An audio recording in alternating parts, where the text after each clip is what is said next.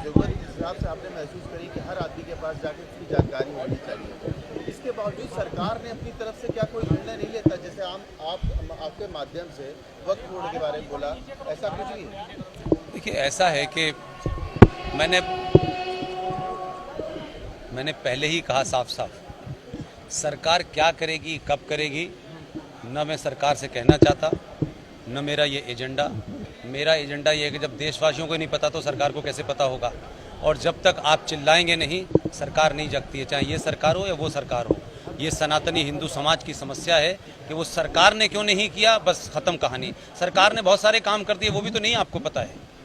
High court, Allahabad high court के जज ने आपको गीता पे डिसीजन दे दिया, आपको नहीं पता। आपको नहीं पता कि भारत के संविधान में 22 चित्र थे, किसने हटाए, आपको नहीं पता। अब ये तो डिमांड कर सकते हैं ना सरकार से कि भाई उस जो चित्रों वाली तस्वीर का साथ जो संविधान है उसकी कॉपी तो मार्केट में होनी चाहिए ना, ताकि हम अपने बच्चों को बता सकें। तो आप मांगेंगे नहीं तो कैसे होगा? बगैर रोए बच्चे को माँ दूध पिलाती है। तो सरकार से आप चाहते हैं कि सरकार अपने आप ही ये काम कर दे। आपने राम मंदिर का आंदोलन चलाया, तब जाकर के इस परिणति पे पहुंचा ना। तो मेरा कहने का सेंस ये है कि सरकार से पहले हमें तो पता हो, लोगों को तो पता हो। 100 करोड़ की जिसके पास भीड़ हो, जिस समाज के पास, उसकी आवाज नहीं जा रही है। इसका मतलब है कि बिल्कुल समाज कायर और डरपोक हो गया है, सिर्फ लालची और स्वार्थी हो गया है। वो सिर्फ तेल के पैसे कितने कम कर दे और जीएसटी में कम कितना हो जाएगा और हमें इनकम टैक्स कितना, सिर्फ इसी में रह गया समाज हमारा। ये जीवन में चलते रहते हैं, ये पूरी दुनिया में चल रहे हैं। बेरोजगारी तो अमेरिका में भी है, लेकिन वो तो राष्ट्रपति ये सोच के नहीं चुनते कि तेल के दाम कितने हैं, वो तो सोचते हैं राष्ट्र को कौन बचाएगा। तो हम बातें बड़ी बड़ी करते हैं, लेकिन जब कुछ करने का समय आता है तो सरकार करेगी, सरकार करेगी। मेरा कहना यह है कि एक सेकंड पूरी बात कर लूं मैं अपनी। मेरा सिर्फ इतना कहना है कि आप लोग जो उस तरफ खड़े हुए हैं, मैं भी 4 साल पहले उधर ही खड़ा था और उसके बंधन होने के कारण बहुत सी बातें नहीं कह पाया था। मेरा सिर्फ इतना कहना है, वक्फ प्रॉपर्टी एक्ट 2013 जो संसद में पास हुआ है, आज की डेट में गूगल है, आप लोग सर्च करिए, कागज मिल जाएगा। और अपनी जितनी आपकी क्षमताएं हैं, चाहे वो टेलीविजन की हो, अखबारों की हो, और अगर किसी की नहीं है तो अपने मोबाइल पर 4 लाइनें लिख करके, बोल करके लोगों के अंदर एक आंदोलन क्रिएट कर सकते हैं। यही मैं समझता हूं कि हमारा काम है, यही होगा। सरकार कब करेगी? सरकार को भी समय लगता है। सरकार से आपने कहा था कि गीता को राष्ट्रीय ग्रंथ घोषित कर दो, लेकिन कर दिया। लेकिन उसके बाद आपने क्या किया? आज भी आप अंग्रेजों के चलाए हुए 500 रुपए के बुक्का देते हैं किसी भी गेस्ट को, गीता क्यों नहीं देते?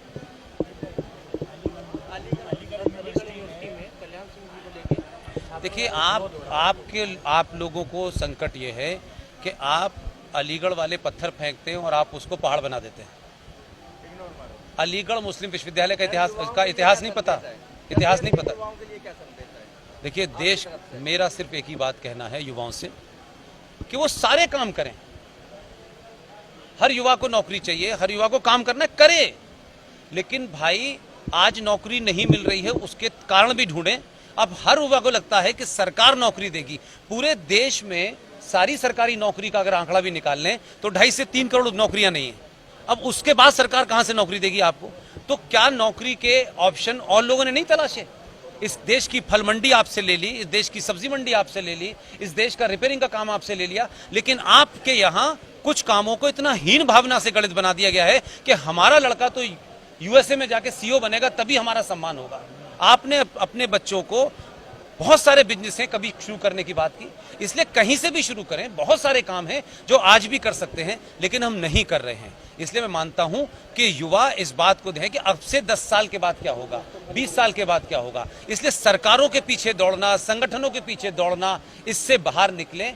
बहुत सारे काम हैं, बहुत लोग पूरे देश में कर रहे हैं जो मुझे बताते हैं हमने ये किया है। आप एक बार शुरुआत तो करें, बहुत सारी चीजें हैं, ये हल होगा। और युवा देश नहीं, राष्ट्र के सामने की चुनौतियों की चिंता करें। देश के सामने जो चुनौतियां हैं उसके लिए प्राइम मिनिस्टर, होम मिनिस्टर, सरकार, पुलिस, आर्मी बनी हुई है। उसके लिए राफेल है। आपके देश के अंदर जो हजारों लाखों गद्दार बैठे हुए हैं, उनको आपसे लड़ना होगा, समाज से लड़ना होगा।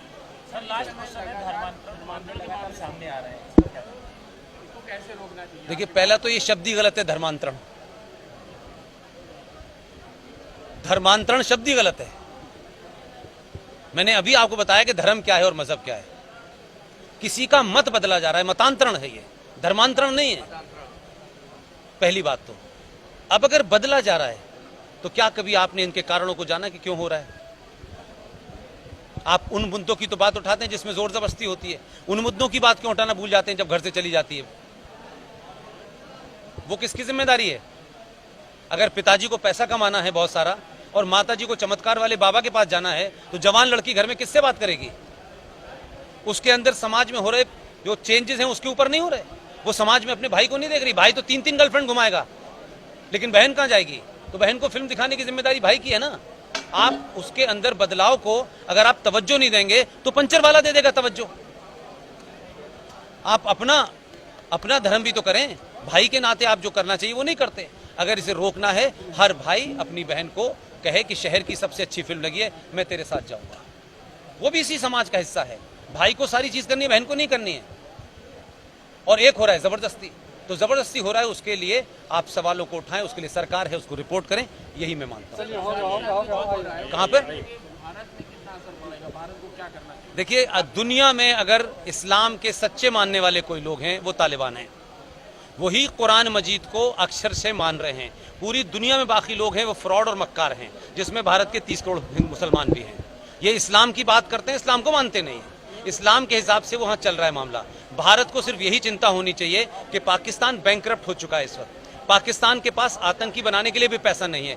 इन आतंकियों का वर्ल्ड पॉलिटिक्स में बड़े देशों से बार्गेन करके वो निगोशिएट करेगा, और 2 चीजों पे निगोशिएट करेगा कि जो उसके ऊपर बैन लगा हुआ है फाइनेंस के ऊपर, उसको हटाने की बात करेगा, क्योंकि अमेरिका से उसका निगोशिएशन होगा। और ये जो फ्री के आतंकी हैं इनको कश्मीर में भेजने की कोशिश करेगा।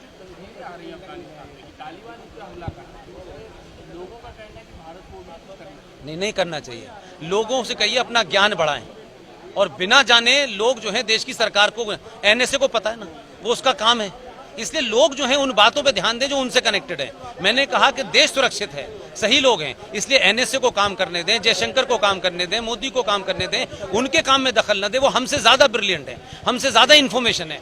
इसलिए हम चाहते हैं कि साहब मोदी ये करे, मोदी करे, गलत है। जो मैंने बात बताई आप उन मुद्दों को उठाइए। Thank you my dear, thank you very much.